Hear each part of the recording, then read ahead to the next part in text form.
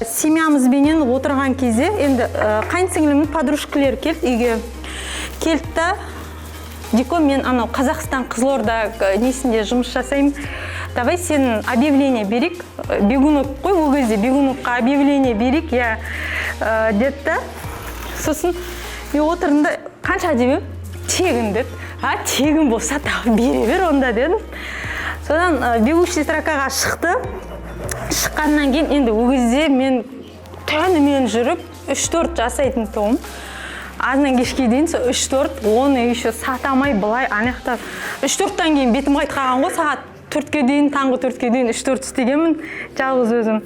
Содан ана кісілер звондайды, маған 50 торт істеп бересіз ба, маған 100 торт керек еді деп көп адамдар хабарласты. Анау 50, 3-4 әрең істеп атқан адам 50 деген кезде көзім мұнандай өп кеткен ғой. Ой, жоқ, ондай істей алмаймын деп.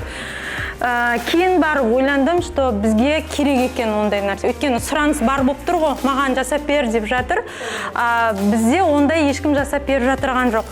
Содан кейін қорықпай бастап кеттім осы жұмысты.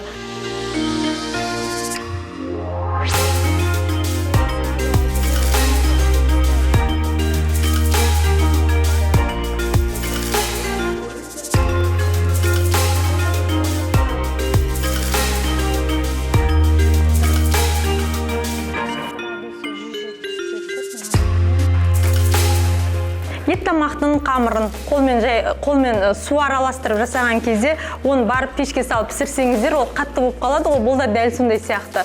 Сондықтан желательно 82-ден төмен май болмау керек. Енді бар высотасы 82 шар, 82-де 5 болады ғой майлар. Сондай алсаңыздар болады.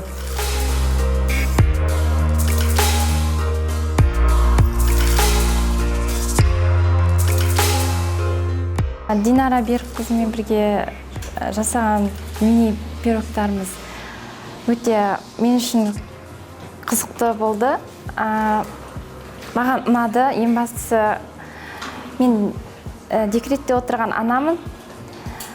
Енді үйімде осыны жасап көремін. Осындай тәттілер пісіреді, тәттілер пісіріп сатады. Менде ол кісіден үйренгенім бар шамалы. Сосын осы мастер-классқа қатысайын, көрейін деп мен де келдім, өзімді сынап көрейін, қолымнан келе ма, келмей ма дегендей.